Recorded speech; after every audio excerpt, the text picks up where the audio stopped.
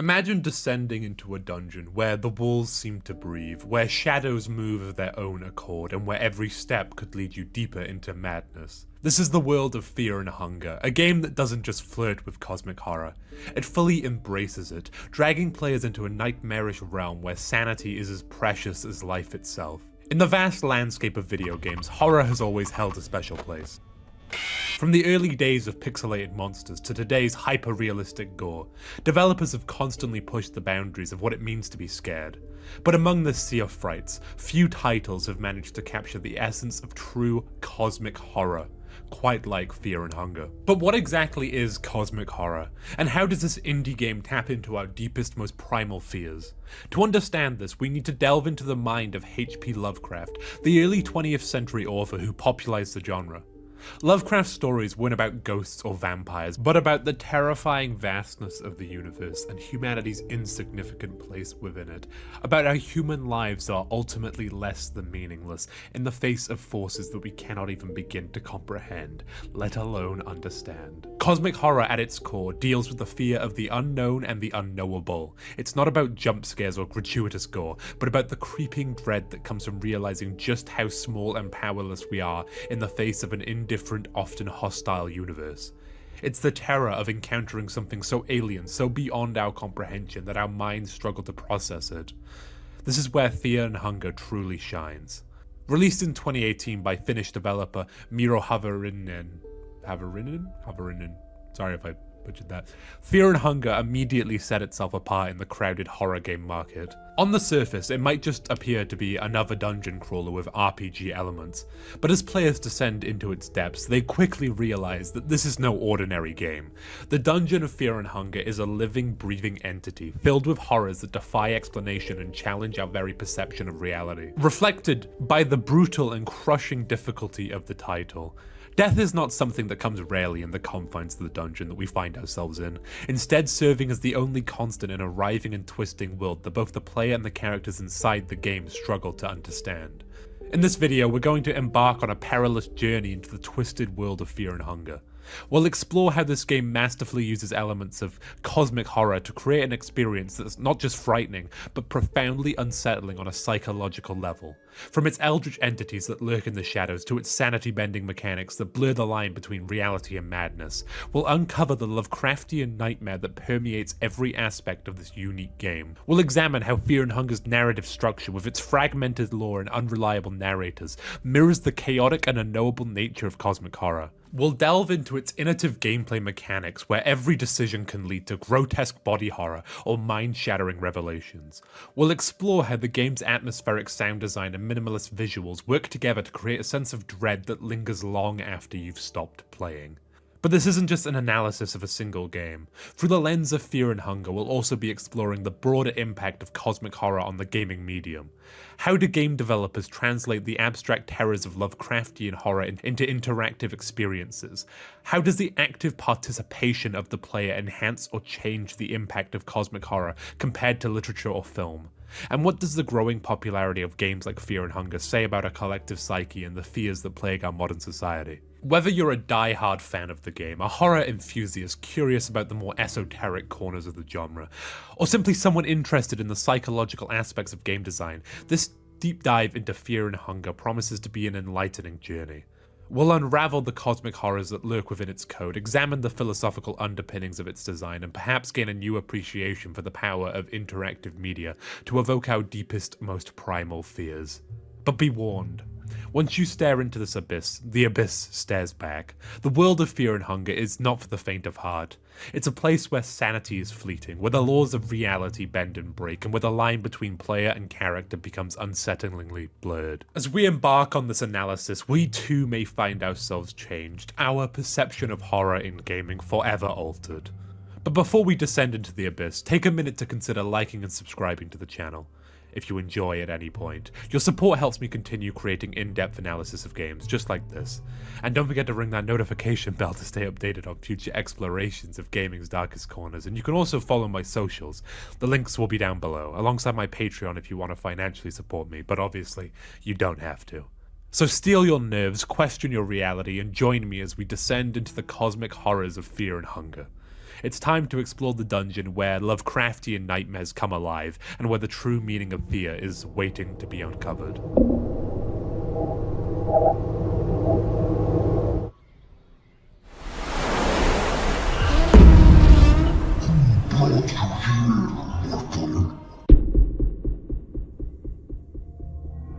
To truly understand the cosmic horror of Fear and Hunger, we must first delve into the roots of this chilling subgenre.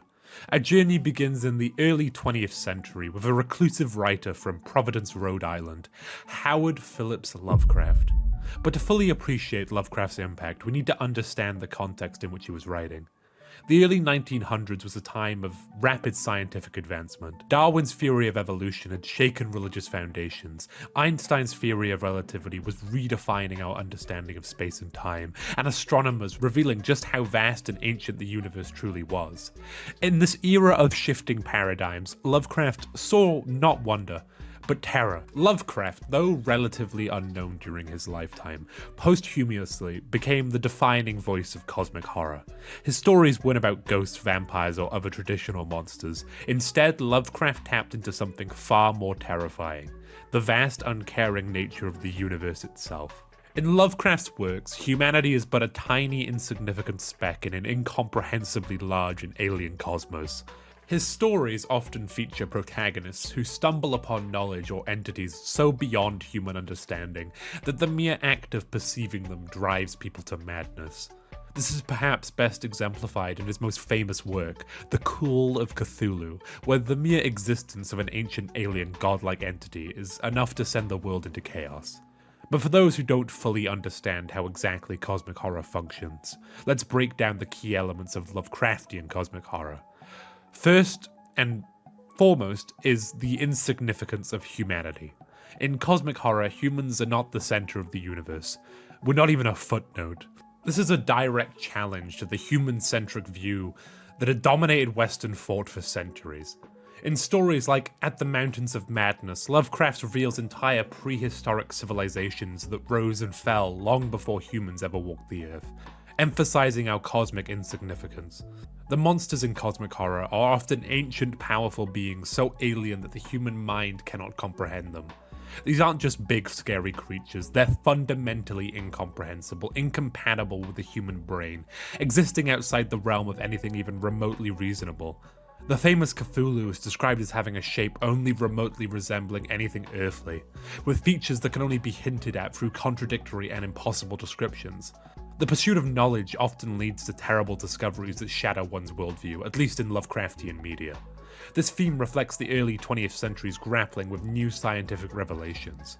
In The Shadow Out of Time, the protagonist learns truth about the history of Earth and the nature of consciousness that leaves him wishing for blissful ignorance, the most human of all endeavors, knowledge-seeking, being turned against the protagonist, leaving a profound message on what the endless pursuit of advancement could lead to. Rather than relying on jump scares, cosmic horror builds a pervasive sense of unease and inevitable doom. This is often achieved through detailed, oppressive descriptions of the environment and atmosphere. The foggy, decaying town of Innsmouth in The Shadow over Innsmouth is a perfect example of how setting can create a sense of wrongness and impending horror. The nature of cosmic horror lending itself perfectly to this idea that the monsters aren't necessarily creatures or entities, but instead could be something unassuming as a town. This perfectly relates to Fear and Hunger, as the dungeon we find ourselves in for most of the game serves as both a vehicle for these unknowable entities, but also as a malicious force in of itself. But first and foremost in any good cosmic horror story is the idea that sanity is a fragile construct, that facing the true nature of reality often leads to mental breakdown. This reflects the fragility of the human psyche when confronted with the incomprehensible. In The Color Out of Space, the characters' minds gradually unravel as they're exposed to an alien presence that defies natural law, eventually leading to a complete unwinding at the hands of these cosmic deities. These elements found their way into literature, film, and eventually video games. In literature, authors like Thomas Ligotti and Liard Barron have carried the cosmic horror torch into the modern era, often focusing on philosophical pessimism and the horror of existence itself. In film, Stanley Kubrick's 2001 A Space Odyssey, while not strictly horror, captures the awe and terror of cosmic vastness. More recently, films like The Void and Annihilation have brought Lovecraftian themes to the screen, dealing with incomprehensible entities and the transformation of reality. Video games, with their interactive nature, offer a unique medium for cosmic horror. Games like Amnesia: The Dark Descent use sanity mechanics to simulate the mental toll of encountering the unknown. Bloodborne cloaks its cosmic horror in gothic trappings, gradually revealing a universe teeming with eldritch truths. Sunless Sea and its sequel create a vast, uncaring world where the player's actions often feel futile in the face of cosmic indifference. And then there's Fear and Hunger, which doesn't just borrow these elements, it fully embraces them, creating a gaming experience that Lovecraft himself might have envisioned if he'd lived in the digital age. As we descend into the game's dungeon, we'll see how each of these cosmic horror pillars manifests, creating an experience that's not just scary, but existentially terrifying. In Fear and Hunger, the walls don't just close in on you physically, they close in on your very sense of reality. The game's fragmented narrative, much like Lovecraft stories, forces players to piece together a horrifying truth from scattered fragments. Its sanity mechanics echo the mental toll of cosmic revelation, and its bizarre, often indescribable entities tap into that fundamental fear of the unknowable. But Fear and Hunger also brings something new to the table.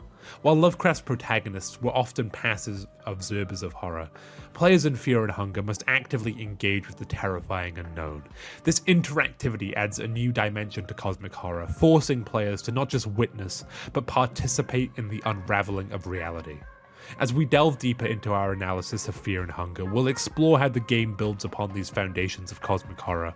We'll see how it uses game mechanics, narrative structure, and audio-visual design to create an experience that doesn't just pay homage to Lovecraft, but pushes the boundaries of what cosmic horror can be in an interactive medium. In the coming sections, we'll dissect each aspect of Fear and Hunger. From its eldritch entities to its sanity-bending mechanics, we'll explore how the game taps into our deepest fears, not just to the dark or of monsters, but of our insignificance in an uncaring universe. And perhaps, like the protagonists of so many cosmic horror tales, we'll come to realize that sometimes the worst horrors are those we bring upon ourselves in our quest for understanding.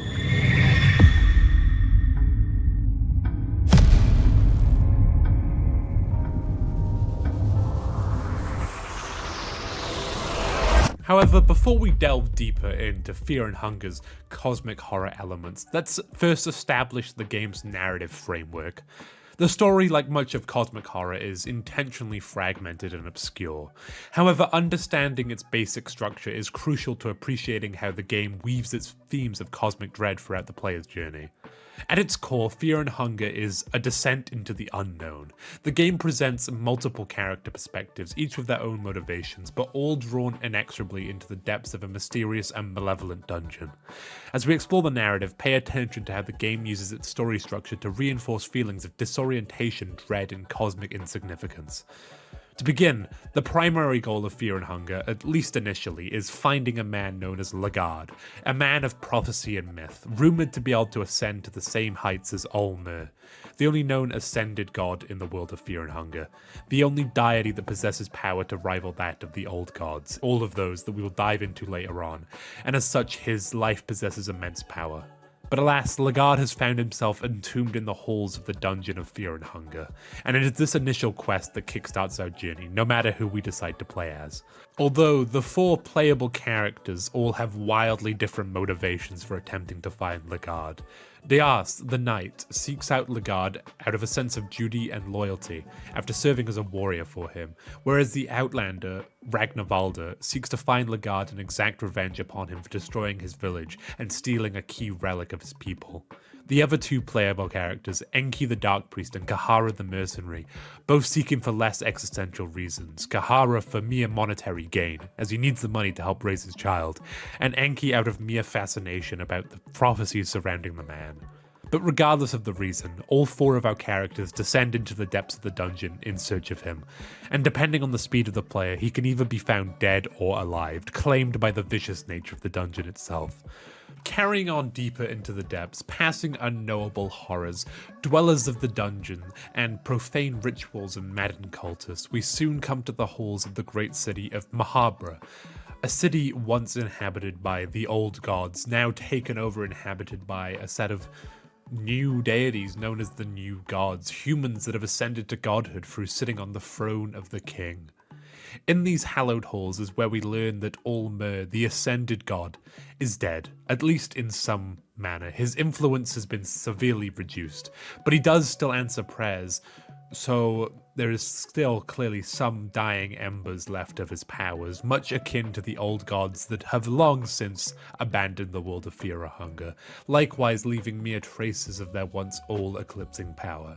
In the city, it is here where we learn of the Fellowship, a group of 5 that once, long ago, descended into the dungeon to reach this place and all become new gods, in which they succeeded, finding them residing in the city, now ascended, seeking to replace Ulmer and establish domination over the world. The Fellowship consisted of 5 members, Nilvan Francois, Chambara Valtelli, and the Forgotten One. Overall, the Fellowship doesn't matter too much in what I want to talk about, but one supremely important aspect is the souls that these new gods possessed. That being the souls of the tormented, the enlightened, the endless, and the dominating. These souls are essential to the prophecy of Legard as he seeks to absorb them all into himself, but I will cover that in the ending section significantly later on, so just remember this for now. Another significant part of the Fellowship is Nilvan, one of the new gods who was fearful of death, of her reign coming to an end, and so had a child with Legard through his dreams. It's a bit weird, but bear with me. As Legard is said to be the only man capable of uniting the world, the result of this union is one of the characters that we encounter in the dungeon, known only as the Girl, a small child who we can add to our party. However, suppose we sleep in the city of Mahabra. In that case, Nilvan will appear to us and ask us to take her daughter, the Girl, to the very depths of the dungeon, within the center of the body of the god that lies dead at the end of the dungeon, and that through this humanity will truly be saved. As the child possesses the soul of both a new god, but also the soul of the one of prophecy, being capable of reaching heights thought impossible by humanity. This, like the god stuff I mentioned earlier, is related to the endings, and as such will be covered later, but hold on to it for now. But outside of these two, the city holds the intoxicating promise of power, and as our characters we can choose to also ascend to new godhood. After slaying the new gods of Francois, we gain access to the throne used to shed the mortal coil, and can ascend to the halls of godhood. And in some endings, that is exactly what our player character will do, usurping and replacing the Fellowship as the sole new god that roams the dead streets of Mahabra. But it is an ultimately futile endeavor, trapped to repeat the same cycle as countless others before us. The allure of cheap and easy power being too much to resist to most, lacking the power to enact any real change, at least on our own. But this is merely the basic plot overview of the game, and there is much, much more I want to talk about. I mean, just look at the runtime. So sit back and relax as I explore how the game uses a multitude of mechanics and atmospheric techniques to really sell this idea of cosmic horror that permeates every second of the game experience.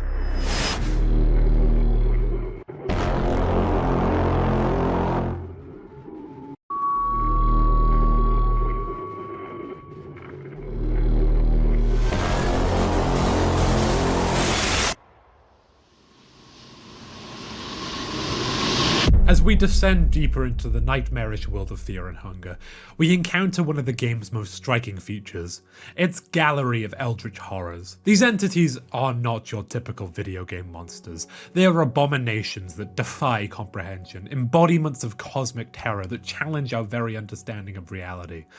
Let's delve into the dark pantheon of Fear and Hunger and explore how these entities contribute to the game's overwhelming sense of cosmic dread. At the heart of Fear and Hunger's pantheon are the Old Gods. These beings, much like Lovecraft's Great Old Ones, exist beyond human comprehension. They are ancient, powerful, and utterly indifferent to human concerns. The game introduces us to entities like Grogoroth, the destroyer of man, the god of destruction and human sacrifice, whose mere existence compels people to spill blood in his name, in the service of unknowable goals. It thrives in death and all that it brings, chaos and strife, but is seemingly an essential part of being, as what is the most base of all human desire if not for rampant carnage. He also seemingly is responsible for humanity having access to blood magic, likely to further serve the agenda of increased suffering. But Grogoroth is not the only entity that lurks in the depths of Fear and Hunger. No, it is merely one of the old gods that inhabit the world, or did long ago. Another such being is known as Sylvian, the old god of love and fertility, the god responsible for the very creation of man and woman. Almost a twisted representation of the figure known as Mother Nature in our own mythologies, but it stands as a counterpart to Grogoroth, a yin to a yang one could say. Where Grogoroth represents destruction, Sylvian represents life, creating a duality between the two. Sylvian's influence can be felt palpably in the world even today via the act of marriage, in which two entities can quite literally become one through consummation, absorbing the two halves into one whole, perhaps mirroring the balance that it has found with Grogoroth. But there is one further deity that I think you need to know about. That being the god of the depths, an incomprehensibly ancient and large being, primarily worshipped by those abandoned in the dark. Its rotting body is buried deep in the labyrinthian halls of the Fear and Hunger dungeon, and over time has become inexplicably seemingly fused to the very essence of the building itself. What sets these beings apart is not just their bizarre appearances, but the way the game presents them. Unlike many horror games that rely on jump scares or grotesque violence, Fear and Hunger often leaves these entities partially obscured, letting our imagination fill the terrifying details. This approach aligns perfectly with Lovecraft's philosophy that the unseen and the suggested are far more terrifying than the explicit. The design of these entities draws heavily from body horror, a subgenre that Lovecraft himself often employed. We see impossible anatomies, twisted perversions of the forms, barely even recognizable humans, and the restless visages of these abominations. For instance, Grogoroth stands as a hulking figure made of corrupted and twisted flesh, possessing a vaguely human visage, but clearly wrong in its presentation, accentuated by errant eyeballs and even wing-like growths. This idea is similarly explored by Sylvian, with her resembling at least somewhat a human ribcage, but the rest of the form distorted by more aquatic elements, coalescing in a distinctly foreign form. But the horror of these entities goes beyond their physical forms. Their very existence in the game world implies a reality far more complex and terrifying than we initially assume. As we learn more about them through fragmented lore and cryptic encounters, we begin to question the nature of the world we're exploring. Are we in a dungeon or a layer of reality beyond our understanding? Are these gods native to the world or invaders from dimensions beyond?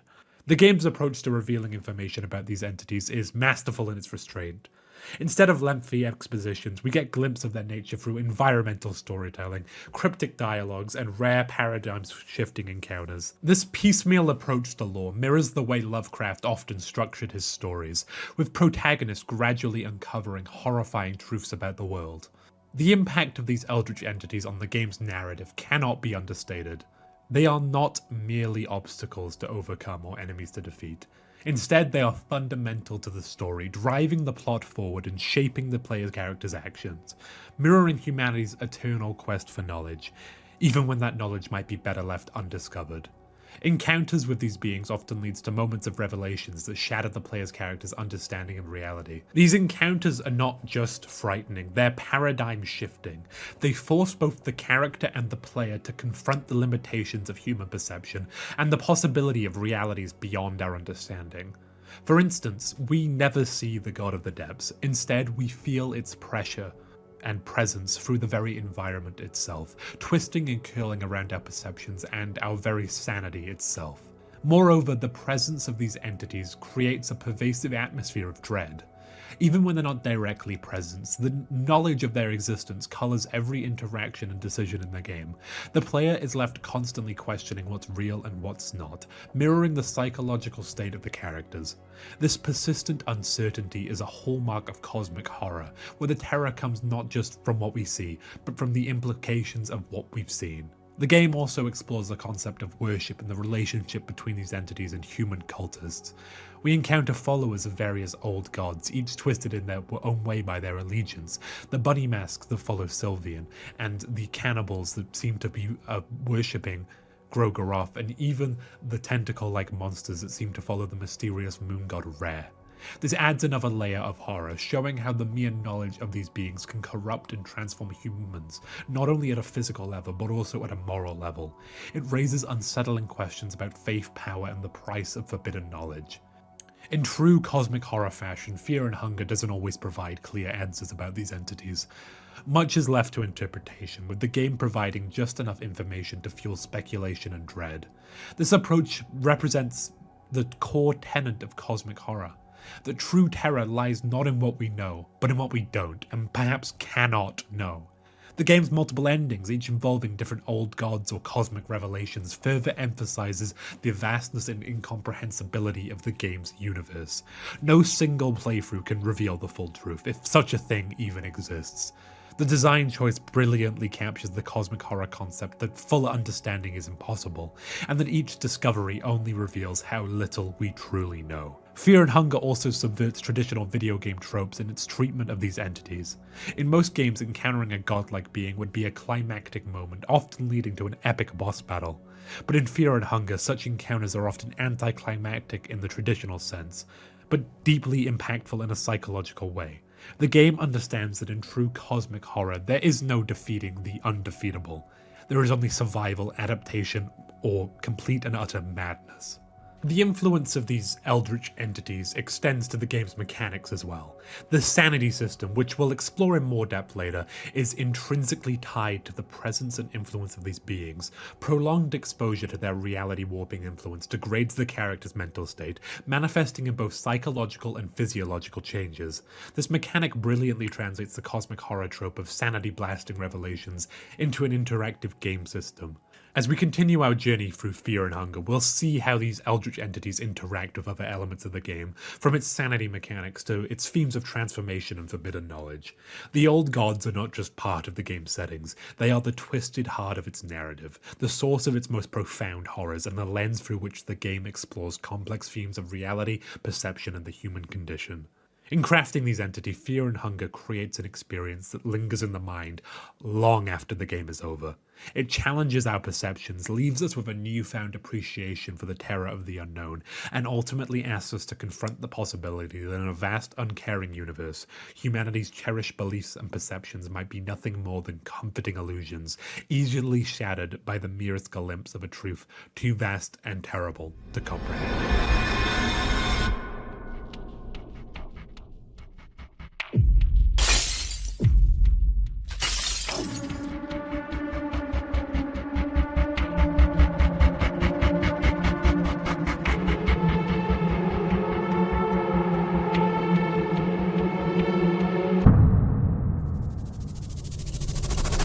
In the realm of cosmic horror, the human mind is as fragile as glass in an earthquake. Fear and Hunger embraces this concept wholeheartedly, implementing a sanity system that's not just a game mechanic, but a core part of the cosmic horror experience. This system serves as a chilling reflection of the Lovecraftian idea that true horror lies not in physical danger, but in the realization of our own insignificance in the face of an uncaring, incomprehensible universe. At its core, Fear and Hunger treats sanity as a measurable resource, much like health or stamina. However, unlike these physical attributes, sanity represents the character's mental state and grip on reality. This quantification of mental stability is a brilliant translation of cosmic horror's psychological emphasis into a tangible game mechanic. It forces players to grapple with the abstract concept of mental well-being in concrete terms, adding a layer of strategy and tension to every decision made in the game's oppressive world. The causes of sanity loss in Fear and Hunger are deeply rooted in cosmic horror themes. Encountering eldritch entities, those mind-bending abominations that defy comprehension, inevitably chips away at one's sanity. The mere sight of these beings, from tentacle monsters to creations of unhinged new gods, with their impossible geometries and unnatural forms, is enough to make the mind recoil. But it's not just the monstrous that erodes sanity. Witnessing disturbing events, exploring oppressive environments, and learning forbidden knowledge all take their toll on the player character's mental state. The necessity of managing sanity adds another layer of strategy to survival in Fear and Hunger. Players must constantly weigh the risks and rewards of their actions. Is it worth exploring that dark, foreboding cave for potential resources if it means exposing oneself to sanity-draining horrors? Should one use a precious item to restore sanity now, or save it for a potentially greater need later? These decisions create a palpable tension throughout the game as players are forced to balance their immediate needs with long-term survival. Moreover, the methods of restoring sanity often come with their own costs. Some items that restore sanity might have negative physical effects. Certain actions that help center one's mind might leave the character vulnerable to physical attacks.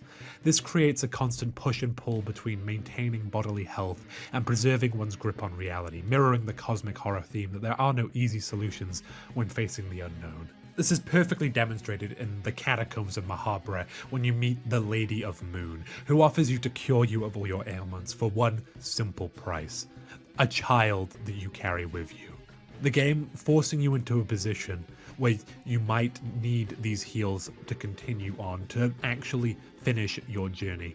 But is it worth sacrificing your morals, giving up this child to unknowable entities, this very creature being a servant of the moon god Ra? It's up to the player ultimately, but it leaves a profound question of morality and humanity in the confines of Fear and Hunger. This deep integration of the sanity system reinforces the cosmic horror theme that one's perception of reality is subjective and unreliable. It raises philosophical questions about the nature of reality itself. If our perceptions shape our reality, and those perceptions can be so easily warped and twisted, can we ever truly trust what we see and experience? This question lies at the heart of much cosmic horror fiction, and Fear and Hunger brings it to the forefront of the gaming experience. Perhaps the most insidious aspect of the sanity system is how it makes players doubt their own perceptions. As the line between reality and hallucination blur, players find themselves second-guessing every encounter, every discovery. Is that monster real or a product of a fractured mind? Did that crucial conversation with an NPC actually happen, or was it a sanity-induced delusion? This constant self-doubt mirrors the existential uncertainty central to cosmic horror, creating a meta layer of psychological tension that extends beyond the game world to the player themselves. The sanity system also serves as a clever narrative device to introduce cosmic horror elements gradually. As the player's sanity decreases, the game world becomes stranger, more alien. This allows the game to start in a relatively familiar dark fantasy setting, and progressively introduce more otherworldly and cosmic elements as the player's sanity frays. It's a brilliant way of easing the player into the experience, making the descent into madness feel organic and earned, such as the seemingly out-of-place halls of places like Mahabra, or the organic body horror of the remnants of the God of the Depths body. By implementing this complex sanity system, Fear and Hunger goes beyond simple jump scare horror. It creates a pervasive atmosphere of dread and uncertainty, where the greatest threat isn't just the monsters lurking in the shadows, but the gradual disintegration of one's own mind. The game forces players to confront the terrifying possibility that in a universe governed by incomprehensible forces, our sanity, our very perception of reality, the only thing grounding us to what we know, is nothing more than a fragile construct, easily shattered by the merest glimpse of the true nature of existence. As we continue our exploration of Fear and Hunger, we'll see how this system interacts with other game elements to create a truly unsettling experience. The fragility of sanity in this game serves as a constant reminder of the core tenet of cosmic horror, that our grasp on reality is tenuous at best and can shatter at the slightest glimpse of the true nature of the universe. In Fear and Hunger, the descent into madness is not just a possibility. It's an ever-present threat, lurking at the edges of every decision, every discovery, every moment of progress. It's a chilling reminder that in the face of the cosmic horror that surrounds the game, sometimes the greatest monster is the one that lurks within our own minds.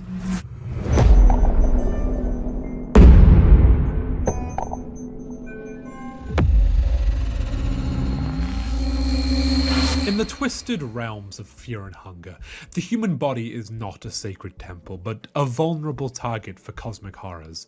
The game employs body horror with a fervor that would make even the most hardened horror aficionados squirm, using grotesque physical injuries and mutilations to underscore the fragility of humanity in the face of cosmic forces. This unflinching portrayal of bodily harm goes beyond typical video game violence, venturing into territory that's genuinely disturbing and unsettling. Body horror in Fear and Hunger is not merely a visual shock tactic, but a fundamental aspect of its narrative and thematic core. As players descend deeper into the game's nightmarish dungeons, they find that the human form is distressingly fragile, subject to gruesome injuries and irreversible damage. This constant threat of bodily harm creates a pervasive atmosphere of dread, where every encounter could result in permanent, horrifying consequences. The game's approach to body horror is visceral and immediate. On the most basic level, there's the physical horror of injury and mutilations. Players must contend with the loss of limbs, which isn't just a cosmetic change, but a mechanical challenge that forces adaptation. A character who loses an arm will struggle to wield certain weapons or perform specific actions. The loss of a leg impacts mobility, making exploration more dangerous and combat more challenging. These injuries aren't just temporary setbacks, they're permanent alterations to the character's capabilities and identity. Fear and Hunger doesn't shy away from the graphic detail of these injuries. The game's raw, almost crude artistic style enhances the impact of its body horror elements. Limbs are not simply removed, they're torn, crushed, or severed with brutal detail. Blood flows freely, wounds fester, and the characters' bodies bear the cumulative scars of their harrowing journey. This unflinching depiction forces players to confront the fragility of the human form in ways that more stylized or sanitized games often avoid. The sight of your character progressively more maimed as your journey continues serves as a constant reminder of the physical toll of this hostile environment. It's a visual chronicle of your struggles, each scar a missing limb telling a story of survival against overwhelming odds. This gradual degradation of the character's physical form mirrors the mental toll of the cosmic horrors they encounter, creating a powerful synergy between the game's themes and its visual representation. The body horror in Fear and Hunger extends beyond just injuries and mutilations. The game also explores themes of consumption and cannibalism, forcing players to confront the taboo of using human flesh as a resource. In desperate situations, characters might be compelled to consume the flesh of the dead to survive. This is primarily brought up when you can join the followers of Grogaroth and partake in a feast on human flesh, but further attempts to partake in the feast are more likely to end up with you losing your mind and succumbing to the wistful embrace of Grogaroth, and joining the ranks of the followers of Grogaroth. This act, while beneficial, can take a severe toll on the character's sanity and humanity. It's a grotesque reminder of how extreme circumstances can push individuals to cross lines they never thought possible. Moreover, the game's body horror extends beyond the player character to the world itself. The environments often feature gory, organic elements that blur the line between architecture and anatomy. Walls might be smeared with blood or adorned with flayed skin. Rooms could be littered with dismembered corpses or decorated with body parts. Certain areas might resemble abattoirs more than dungeons, with hook blades and other implements of bodily destruction prominently displayed. This environmental body horror creates a sense that the entire game world is hostile to human life, indifferent to the suffering of those trapped within it. It suggests a history of countless victims who came before, their bodies used and discarded by the malevolent forces that rule this realm. The constant presence of bodily destruction in the environment serves as a grim reminder of the player character's likely fate if they fail to survive. In employing body horror so extensively, Fear and Hunger taps into a core aspect of cosmic horror.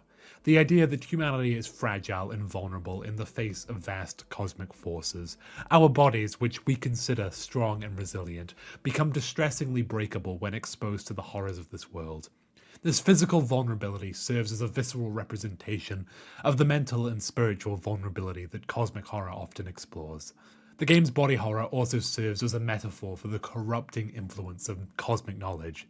As characters are exposed to eldritch truths and cosmic horrors, their bodies bear the physical scars of this encounter. The degradation of the body mirrors the degradation of the mind, suggesting that exposure to cosmic realities takes a toll not just psychologically, but physically as well.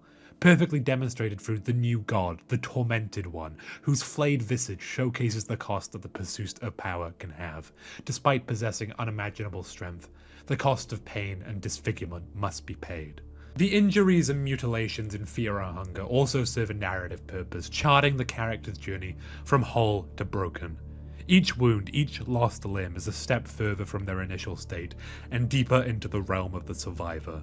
This progression mirrors the typical arc of a Lovecraftian protagonist who begins as an ordinary person and ends as someone irrevocably changed by their brush with the unknown. Fear and Hunger's approach to body horror also serves as a commentary on the nature of identity.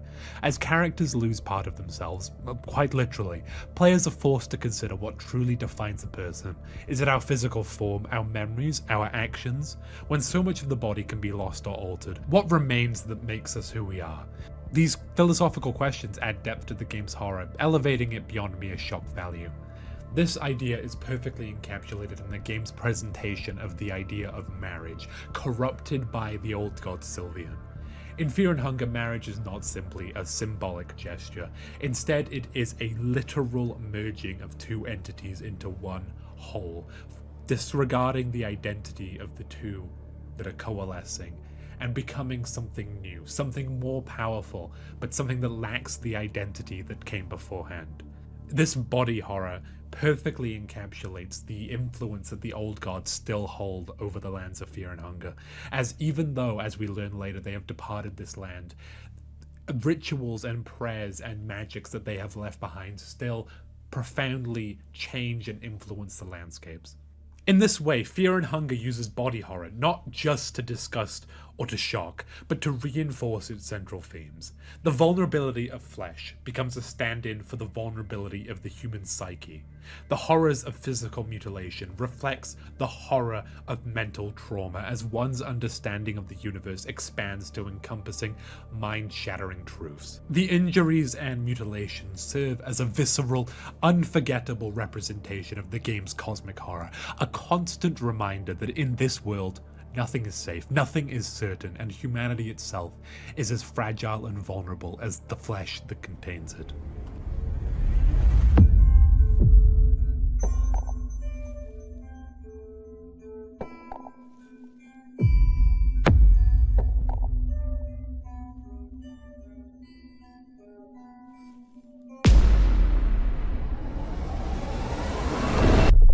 At the heart of cosmic horror lies the terrifying concept of the unknown and the unknowable.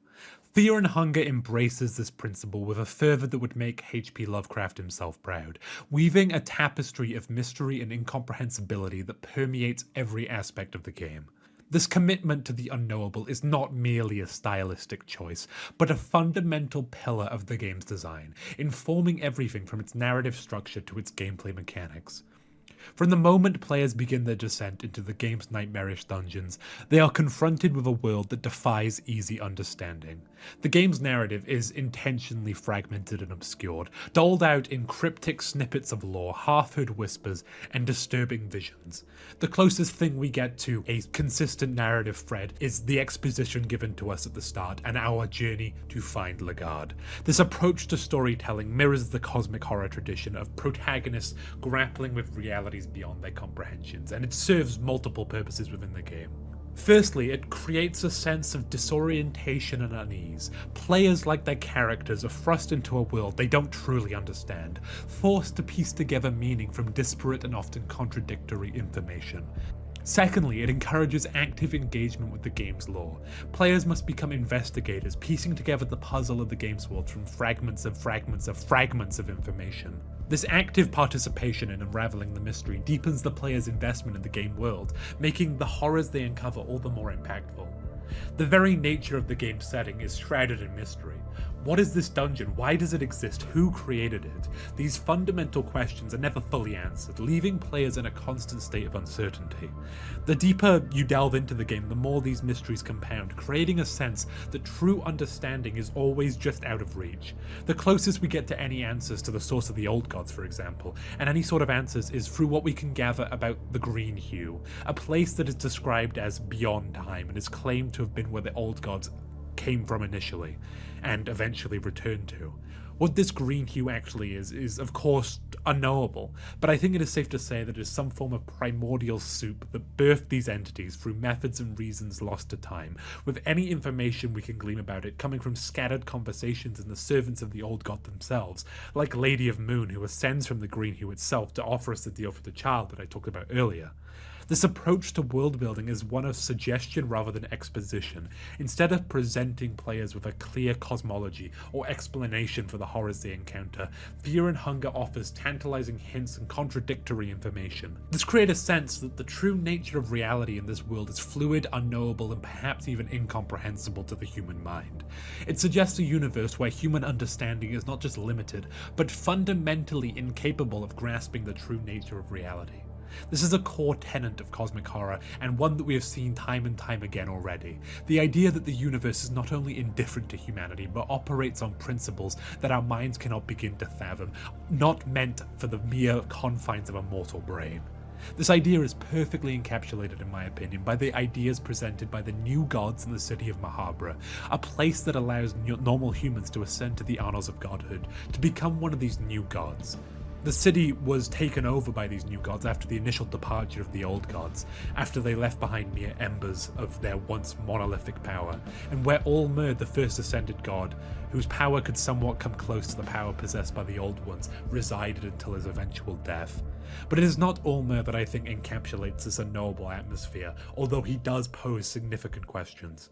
No, that instead belongs to the Grand Hall of the Gods that can be found in Mahabra, a seeming meeting spot filled to the brim with countless new gods who go there after their reign has ended. This place adds questions upon questions to our understanding of the world of Fear and Hunger, as to the best of our knowledge, there had only been a few past new gods, that the sheer number of new gods present in the hall completely define questions to our understanding of the world of Fear and Hunger.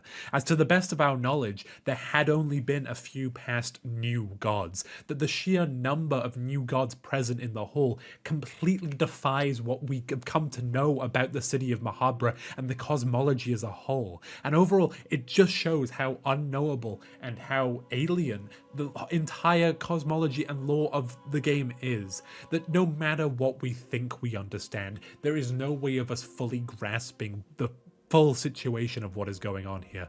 We can understand snippets and part of the lore, but ultimately we will never truly understand. And ultimately, it is never answered what these gods are, where they came from, how long the new god system has been even going on. Instead, all we can gather from the halls of Mahabra is that ascending to become a new god is essentially meaningless, as so many have come before and so many will come in the future. The power afforded to the new gods, whilst substantial, is ultimately meaningless in the grand scheme of the world of Fear and Hunger, instead seeming that they become a slave to the very power that they cling on to, confined to this ancient city to await their ends, surrounded by others that have fallen into the same trap. New godhood in Fear and Hunger seems to be a fleeting approximation of what the old gods once had, once again showcasing the folly of humanity's efforts, that even despite using these methods that we don't understand to reach powers that we never meant to have, we can never, at least through these means, achieve the same power that the old gods once held. The game's enemies and entities embody this principle of the unknowable. Many of the creatures players encounter defy easy categorization or understanding. Their forms are often bizarre and unsettling, their motivations obscure. Even when players defeat these entities, they are left with more questions than answers about their nature and origin. This is a stark departure from many games where defeating a boss often leads to exposition or explanation. In Fear and Hunger, victory only deepens the mystery, reinforcing the sense that true understanding is impossible. Perhaps most notably, Fear and Hunger resists the temptation to over-explain its mysteries. In an age where many games feel the need to provide exhaustive lore and backstory, Fear and Hunger understands that true horror thrives in the gaps of our understanding.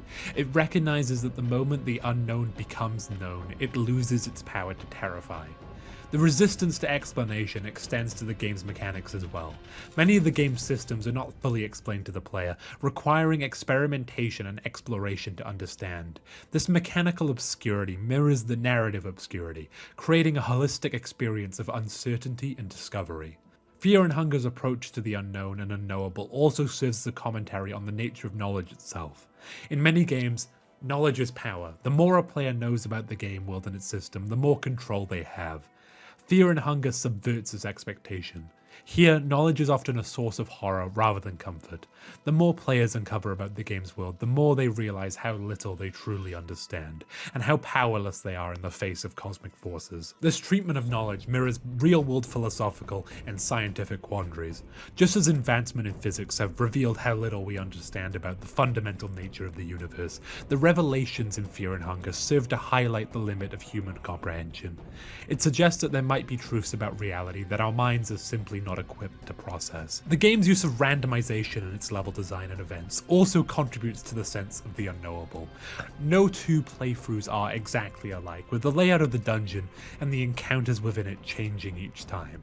This creates a sense that the game world itself is mutable and unpredictable, resisting attempts to fully map or understand it.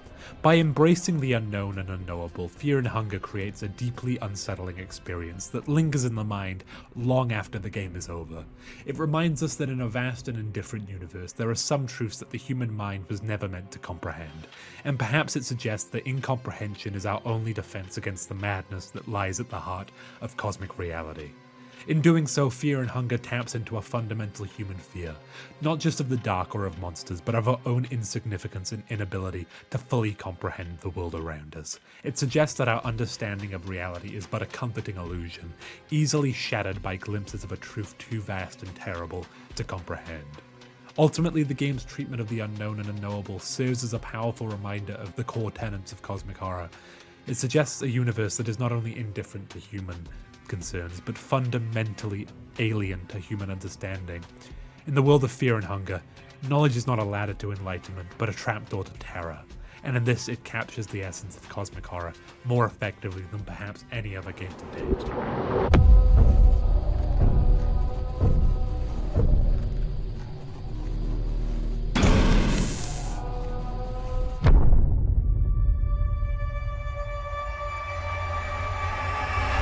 A key aspect of Fear and Hunger that sets it apart from many other horror games is its punishing difficulty and pervasive sense of isolation. These elements are not merely design choices, but integral components that reinforce the game's themes, creating an experience that goes beyond simple challenge in gameplay terms to become a fundamental aspect of the game's narrative. The extreme difficulty of Fear and Hunger is immediately apparent to players. Death comes swiftly and often, with even minor mistakes potentially leading to a gruesome end. This unforgiving nature serves to underscore the fragility of human existence in the face of cosmic forces. It reminds players that in a truly indifferent universe, survival is never guaranteed. The ease with which the player character can be killed emphasizes the insignificance of humanity in the grand scheme of things. In the world of Fear and Hunger, human life holds little inherent value, a stark reminder of our insignificance. This difficulty manifests in various ways throughout the game. Combat encounters are brutal and unforgiving, with even basic enemies capable of ending your journey in mere moments. This ever-present threat of death creates a constant state of tension and dread, mirroring the psychological state of characters in cosmic horror literature. This oppressive atmosphere is further enhanced by the game's sanity mechanics. As players delve deeper into the dungeon, witnessing horrors and making difficult choices, their character's grip on reality begins to slip. The deterioration of the mind adds another layer of challenge, as players must manage not only their physical health, but also their mental state. The frequency of death and the need to restart can create a sense of futility, echoing the cosmic horror theme that human efforts are ultimately meaningless in the face of vast, incomprehensible forces. This is particularly evident in encounters with the game's more powerful entities. When faced with the remnants of old gods like Grogaroth, players find their efforts to fight back utterly futile. No matter how skilled the players, some forces in the game's world are simply beyond human capacity to overcome, a chilling reminder once more of our insignificance. Coupled with this difficulty, however, is a profound sense of isolation. As players descend into the dungeon of Fear and Hunger, they are cut off from the outside world, left to face the horrors alone. This isolation is palpable in the game's environments. The winding, often nonsensical layout of the dungeon creates a sense of being lost in a reality that doesn't conform to our understanding. The scarcity of resources in Fear and Hunger forces players to make difficult choices, enhancing the feeling of being alone and unsupported. Every item found, whether it's a weapon, a healing item, or a sanity-restoring trinket, becomes precious. Players must constantly weigh the risks and rewards of their actions. Is it worth exploring that cave for potential resources? Should one use a precious item to restore sanity now? These decisions create a palpable tension throughout the game as players are forced to balance their immediate needs with long-term survival. The game world itself seems designed to harm the player, creating a sense that they are unwelcome intruders in a reality that cares nothing for their survival. From the hostile creatures that roam the dungeon to the very architecture itself, which often seems alive and malevolent, every aspect of fear and hunger reinforces the player's isolation. Walls pulsate like living tissue, doors resemble gaping maws, and the very ground might be made of writhing flesh. This creates a sense that the entire game world is a vast living entity, indifferent to the suffering of those who reside within it. While the game does feature some NPCs, they are often unreliable, insane, or potentially dangerous. This reinforces the idea that in the face of cosmic horror, we are ultimately alone. Characters like the girl, who appears as a potential ally, who you sympathize with as a small child lost in the confines of this unknowable and malicious place, ultimately become a source of cosmic revelation and transformation, further emphasizing the player's isolation. Even when players form a party, the constant threat of betrayal or loss looms large. Like if you manage to add Kahara to your party when you're not playing as him, he will rob you and you'll have to re-find him later to get him in your party. True companionship is a rare and fragile thing in the world of fear and hunger. The combination of extreme difficulty and isolation in fear and hunger creates an experience that constantly reminds players of their characters and, by extension, humanity's precarious and insignificant position in a vast, uncaring universe. This approach stands in stark contrast to many modern games that prioritize player empowerment. In Fear and Hunger, players are never allowed to feel truly in control or safe. Every victory is temporary, every moment of respite fleeting. This relentless assault on the player's sense of security and agency is perhaps one of the most effective ways the game translates the existential dread of cosmic horror into an interactive experience. By embracing difficulty and isolation so thoroughly, Fear and Hunger creates a gameplay experience that doesn't just tell a story of cosmic horror, but makes players live it. It forces them to confront the terrifying possibility that in a truly indifferent universe, all our struggles might be in vain. And yet, paradoxically, it is through this struggle that the game finds its meaning and power. In the end, the difficulty and isolation of Fear and Hunger serve not just to challenge players, but to immerse them fully in its cosmic horror narrative. Every death, every moment of despair, every fleeting victory against impossible odds becomes part of a larger story, one that echoes the fundamental themes of horror while leveraging the unique interactive nature of the gaming medium. It's a testament to the game's design that these elements of difficulty and isolation don't detract from the experience, but rather enhance it, creating a horror game that lingers in the mind long after the credits roll. Well, you know what I mean.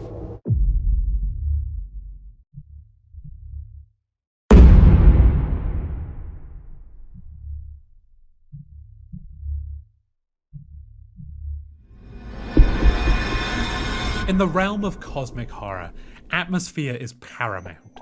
Fear and Hunger excels in this regard, crafting an oppressive ambiance that envelops the player in a constant state of dread. This atmosphere is not achieved through jump scares or graphic violence alone, but through a carefully orchestrated combination of visual design, sound, and environmental storytelling. From the moment the game begins, players are thrust into a world of darkness and decay. The visual style of Fear and Hunger is deliberately crude and unsettling. The pixel art, rather than invoking nostalgia, creates a sense of visual ambiguity that allows the player's imagination to fill in the horrific details. Shadows loom large, obscuring corners and creating a constant sense that danger could lurk just out of sight. The color palette of the game is muted and oppressive. Dominated by dark hues and sickly tones, the visual choice reinforces the game's themes of decay and corruption, suggesting a world tainted by malevolent forces. Splashes of red, whether blood or other more ambiguous fluids, stand out starkly against this backdrop, creating moments of visceral horror. Sound design in Fear and Hunger is equally crucial to its atmosphere. The game's audio landscape is sparse, with long stretches of eerie silence punctuated by unsettling noises. Footsteps echo in empty corridors, distant screams pierce the quiet, and unidentifiable sounds skitter at the edge of hearing. This audio restraint heightens tension, keeping players constantly on edge. The game's music, when present, further reinforces the atmosphere. Discordant notes and atonal composition create a sense of wrongness that permeates every moment. The music doesn't simply accompany the action. It becomes an active part of the horror, warning of danger or underlining moments of revelation. The game's use of text descriptions adds another layer to its atmosphere.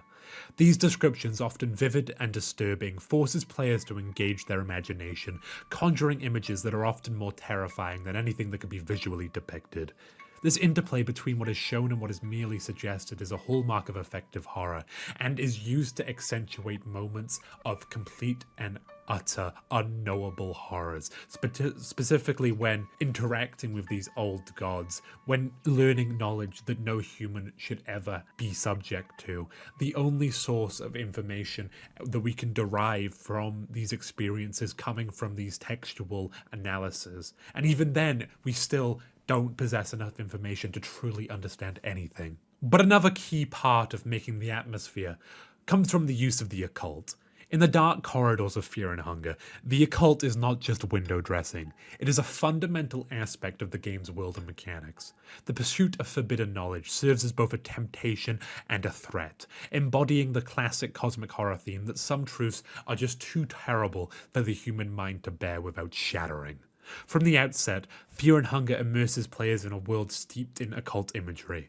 Ancient symbols adorn walls, cryptic rituals must be performed to progress, and eldritch tomes hold secrets that can aid or destroy the unwary.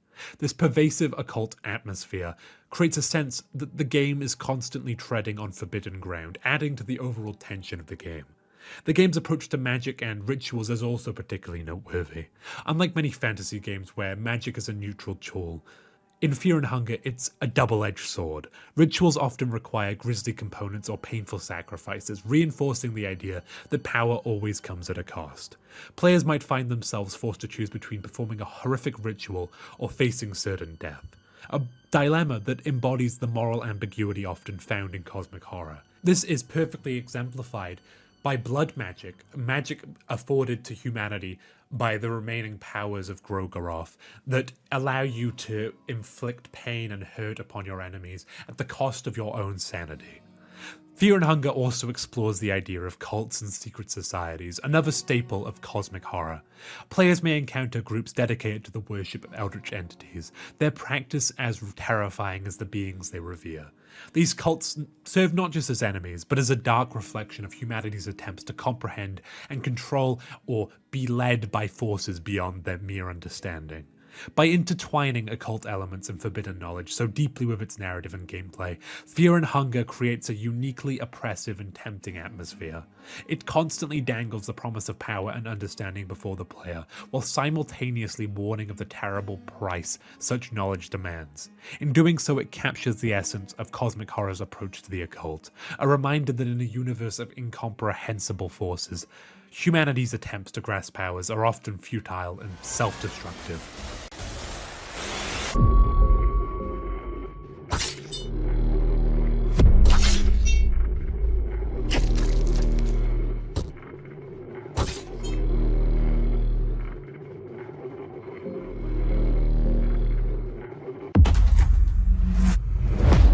Before we can emerge from the depths of the dungeon, we must first address the multiple endings that the game possesses and how they relate to this seemingly ever-present idea of cosmic horror. The first ending that I want to talk about is where Lagarde absorbs all the souls of the Fellowship, the souls of the tormented, the enlightened, the endless, and the dominating, into himself, and then sits on the throne of kings and ascends to new god status, becoming the nascent deity known as the Yellow King. This ending represents a culmination of all the mysticism and prophecy that surrounds the character of Legard, but ultimately, even despite the rampant deification of the man, he fails to ascend to an ascended god, instead only managing to become once more another new god. While certainly possessing immense strength, it is a far cry from the promised capacity to bring peace to the world and come to face with the Yellow King. It is here where we have two options: to kneel and accept the new god's dominion over us and leave the dungeon, or to do battle with this ascended Legard. If you choose to kneel, you are let back free into the world outside of the dungeon, living a life forever tainted by the experiences that you went through in the dungeons, until one day you hear of the return of Legard, as he rapidly unites the world under his new moniker, the Yellow King. And then one day you see him for yourself and truly understand what this moniker means. He looks the same, except for a green hue to his skin. This isn't Legard, instead a corrupted form changed by the green hue found in the void in which he ascended. He may truly unite humanity, but he is no human. If instead you opt to fight and defeat Legard, you again manage to escape this dungeon after battling and managing to fell the nascent deity. This time having felled a newborn god, but ultimately the experience has fundamentally changed your psyche. As the days go by, you are more and more reminded of your experiences within the confines of the dungeon, until eventually the thoughts overlap reality, and it seems like you truly never left the depths, instead staying trapped below the earth. At least it seems an essential part of yourself had been. But say instead that you had forgone ascending to new godhood through the trapping power of the Throne of Kings, and had instead chosen to forge ahead to the deepest sections of the dungeon, to the center of the corpse of the God of the Depths, not with the little girl in tow. That's important, to face whatever unknown terrors laid at the bases of everything. If you had chosen to do this, you would be met face to face with the remnant embers of Grogaroth, the god of destruction and strife, who remains at the center of the dungeon, the whispers of power once omnipresent, now concentrated in the being that lies before you. You engage in battle with it, chucking everything you have at it, flame blade, its own cursed magics, but ultimately nothing matters. This is not a battle that can be won in any meaningful way. A being that is a mere percent of a fraction of what it once was is far too overwhelmingly powerful to be affected at all by our pitiful endeavors. But the traces of the old god, after observing our attempts at defiance, stops to ask us a question. Why? Why do we continue to fight and flail against the unknowable so persistently? No matter what answer is given, it finds our goals and ambitions foolish, revealing that the old gods abandoned humanity long ago, finding their foolish ambitions of overtaking the old gods to be too far abandoned from the purity of ideals that the gods represent. It then reveals to our player character a glimpse of the true form and shape of everyone, instantly shattering any sense of sanity remaining in us. The true omnipresent crushing reality of existence crushes our character so immensely and wholly that you vanish from the world wholesale. The true reality of the world is too much and too incomprehensible for the human mind to process without completely and utterly shattering into disintegration. However, say that you brought the girl with you, as Nilvan requested of us, and you descend into the depths alongside the results of the union between man and god, to the place where an old god had fallen long ago. Instead of being face to face with the remnants of an old god, we are instead witness to the birth of a new god, an ascended god. As we reach the very edge of the amalgamated flesh bridge, the girl starts to radiate. Something, a feeling of primal terror and pressure starts to come in waves from her as she steps close to the edge. She collapses and starts to transform into something. As her body collapses and convulses, we begin battle with her as she shivers with cold and pain. We attempt to communicate with her, but her attempts to talk back to us fall on ears that cannot comprehend what she is saying.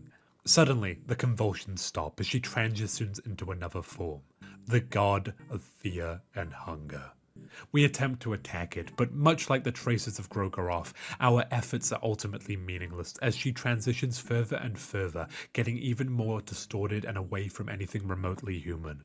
We can do nothing but stand and powerlessly flail against the birth of a new ascended god, one who can finally rival and even surpass Ulmer, and perhaps even the old gods themselves.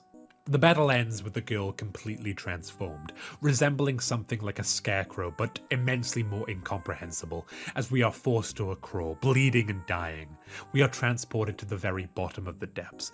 The newly birthed deity speaks to us, asking us why we fight, why we don't just embrace the depths, that we knew that this was always a one-way trip, that the confines of the dungeon would be our undoing. It is here where the god leaves us, allowing us to pass on peacefully, not collapsing our worldview or transforming us into something monstrously unhuman. Instead, letting us lay down and rest and to observe the beauty that lies in the darkness. This ending has far more reaching consequences though, as it is through our direct actions that a god to replace Ulmer has ascended, bringing humanity into the Age of Cruelty, an age of progress and technological, societal and cultural development, built on the back of human suffering, but one where humanity will be propelled through the ceaseless endeavors of humanity, as the god of fear and hunger clearly possesses some form of human compassion, allowing you to pass on peacefully. This ending represents both the unknowable cosmic horror that the game is known for, but also is somewhat hopeful for the future of humanity, as even though the entity is truly enigmatic, it is a being born of humanity, without any interference of outside deities, and as such is a being that actually understands humanity. And ultimately, in a world as devoid of hope as fear and hunger, it at least offers some form of hope.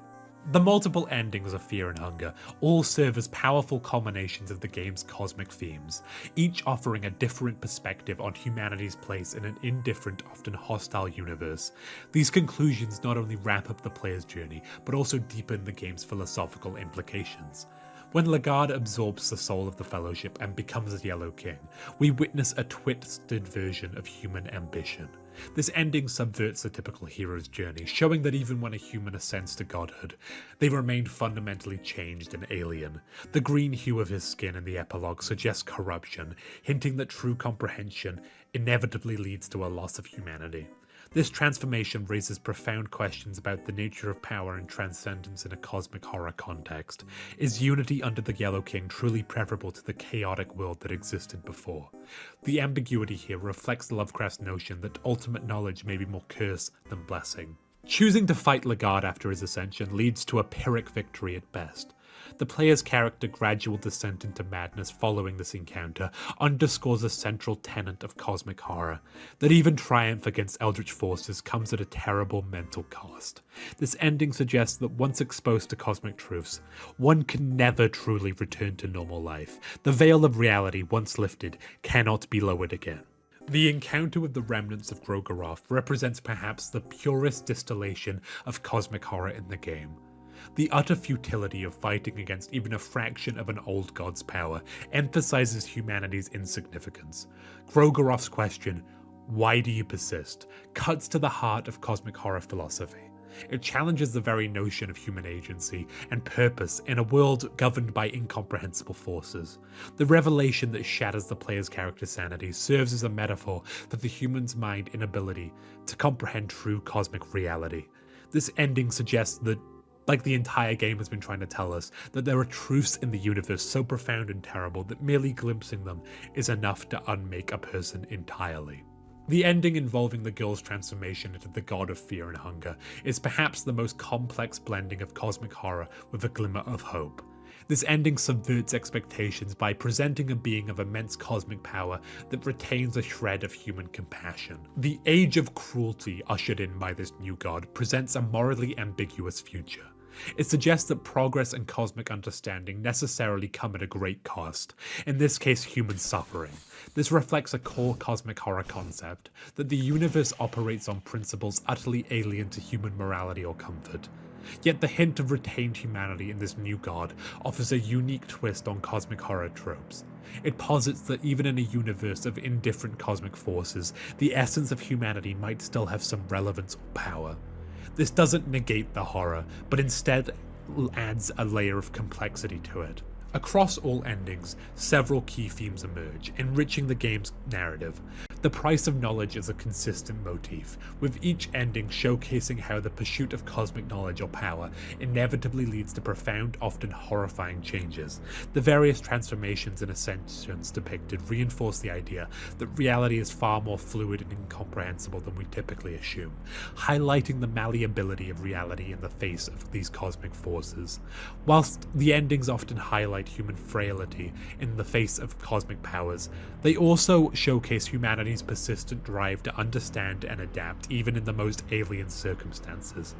This juxtaposition of insignificance and resilience adds depth to the game's portrayal of humanity's place in the cosmos. Furthermore, none of the endings offer a clear-cut good outcome, reflecting the cosmic horror view that human notions of morality are quaint and limited in the grand schemes of the universe. This blurring of morality forces players to grapple with complex ethical questions in a reality where traditional moral frameworks may no longer apply. By offering these varied yet thematically consistent endings, Fear and Hunger reinforces its cosmic horror narrative right up to its final moments. Each conclusion leaves the player with a sense of unease and philosophical disquiet, encouraging contemplation long after the game is over. This narrative victory, where even victory is fraught with cosmic implications, cements Fear and Hunger's place as a seminal work of interactive cosmic horror. The endings of Fear and Hunger do more than just conclude the game. They serve as a final, powerful reminder of the core tenets of cosmic horror. They challenge players to confront the limits of human understanding, the potential costs of forbidden knowledge, and the unsettling possibility that our reality is far more mutable and incomprehensible than we dare to imagine. In doing so, they ensure that the sense of cosmic dread lingers long after the final credits roll, inviting players to question their own place in a vast, uncaring universe.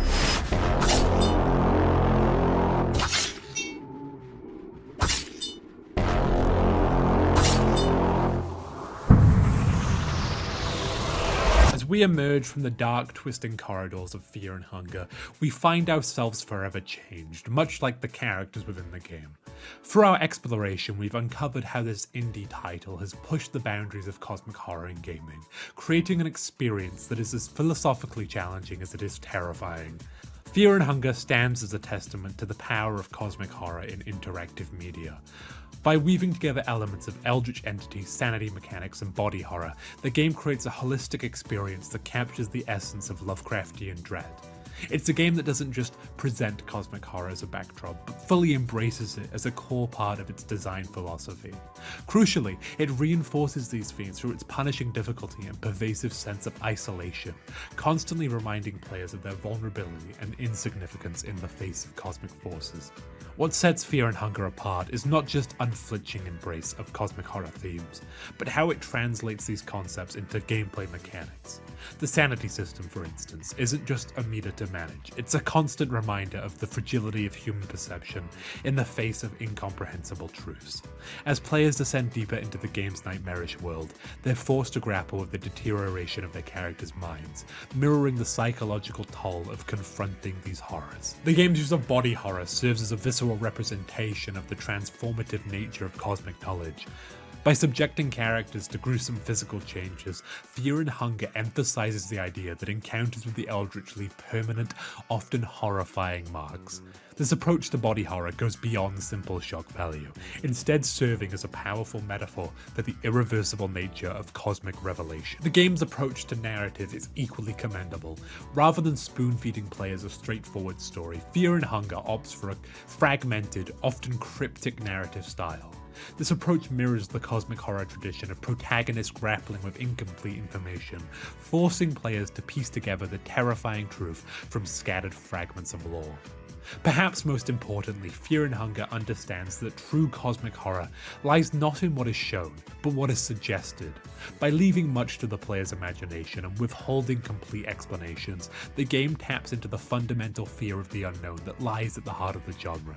It's in these gaps of knowledge, these spaces of uncertainty, that the most profound horrors take root.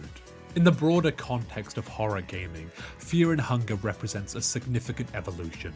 While many games use cosmic horror elements as window dressing, Fear and Hunger fully commits to the philosophical implications of a universe governed by incomprehensible forces. It asks players not just to survive horror, but to grapple with existential questions about the nature of reality and humanity's place within it. The game's uncompromising difficulty and permanent consequences for failure additionally contribute to its atmosphere. In a genre where death is often just a minor setback, Fear and Hunger makes each encounter feel genuinely perilous. The mechanical ruthlessness reinforces the theme of humanity's vulnerability in the face of vast, uncaring forces. As we conclude our analysis, it's clear that Fear and Hunger has earned its place as a landmark title in cosmic horror gaming. It serves as both a love letter to Lovecraftian traditions and a bold step forward for the genre. The game challenges us to confront the limits of human understanding, to question our perception of reality, and to face the terrifying possibility that in a vast, uncaring universe, our existence may be insignificant. For fans of cosmic horror, Fear and Hunger offers an uncompromising and deeply affecting experience. For the broader gaming community, it stands as a shining example of how indie developers can push the boundaries of what games can achieve in terms of narrative atmosphere and philosophical depth. As we step away from the twisted world of Fear and Hunger, we're left with more than just a lingering sense of unease. We carry with us a profound appreciation for the depths of cosmic horror that gaming can achieve. In daring to confront the unknowable, Fear and Hunger doesn't just scare us, it transforms us, leaving an indelible mark on our psyche long after the game is over. It serves as a stark reminder that in the realm of cosmic horror, understanding often comes at a terrible price, and some truths are perhaps better left undiscovered. Fear and Hunger's legacy is etched in the nightmares it spawns and the existential dread it instills. It's a game that doesn't just depict a world of cosmic horror, it pulls players into its maddening embrace, forcing them to confront the terrifying vastness of an indifferent universe. In its dark corridors and impossible geometries, in its sanity-shattering revelations and grotesque transformations, Fear and Hunger holds up a cracked mirror to our reality, showing us the fragility of our understanding and the cosmic insignificance of our existence. Yet in this bleak vision lies a paradoxical beauty, a testament to the human spirit's resilience in the face of overwhelming cosmic horror. For in creating and experience such a work, we assert our ability to confront the unconfrontable, to give form to the formless, and to find meaning in the meaningless. Fear and Hunger stands not just as a pinnacle of cosmic horror in gaming, but as a dark monument to the enduring power of the human imagination.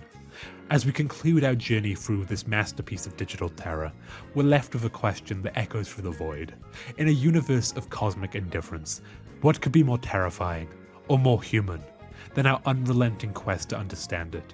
Fear and Hunger doesn't just ask this question, it lives it, breathes it, and burns it into the soul of anyone brave enough to enter its domain. And in doing so, it cements its place not just in the pantheon of great horror games, but in the annals of art that dares to stare unflinchingly into the abyss. Oh, Jesus Christ. Well, that was that. Honestly, everyone, thank you all so much for watching, for sticking through this video. Like, this is easily my longest video I've ever made, and it took a while. I've been cooking this for a while, and honestly, I feel like I could have done better with it. I feel like sometimes I was kind of repeating myself. I feel like I didn't really delve into the game enough, but if I got stuck up on all those, this video would never have released. So, yeah. I'm sorry if I missed anything. I'm sorry if I misconstrued something. I'm sorry if I got something wrong. Fear and Hunger is a fucking massive game, and honestly, it's fucking hard to understand, so I just hope you enjoyed. Do remember, if you did enjoy, if you got this far, then you might as well like and subscribe. Like, come on, you just spent like a solid 80 minutes of your life that you're never getting back, so you might as well just, give a little. And you can follow my socials down below. Twitter, I try and do updates, never really, well, I try my best. I got Twitch, might start streaming soon. I don't know, time constraints right now is the main issue. And there's a Patreon if anyone does want to financially support me. Obviously, no one has to. Same with channel memberships. If you want to join, I'm planning on letting channel memberships have earlier access to videos. Same with Patreon. So if that's something you're interested in, same with your name at the end of the video. The only reason I don't do it right now is because the two members I have right now is technically my girlfriend that I paid. But shh. But yeah, and I'll acknowledge you at the end of the video. But yeah, if you do enjoy, make sure to like and subscribe again, and hopefully the next video won't be as long, unless you want it to be this long. I really hope that you're fine with a few shorter videos in between though, because these videos really take it out of me, like genuinely. The amount of work, like, I say this has been in the works for a few weeks, I mean it has, but the bulk of the writing and the recording for the audio and the editing has been done like the past week, so it's a lot of work for me, because I'm just one guy, it's no one else. But I hope you did enjoy, and like always, I will see you in the next one. Bye bye.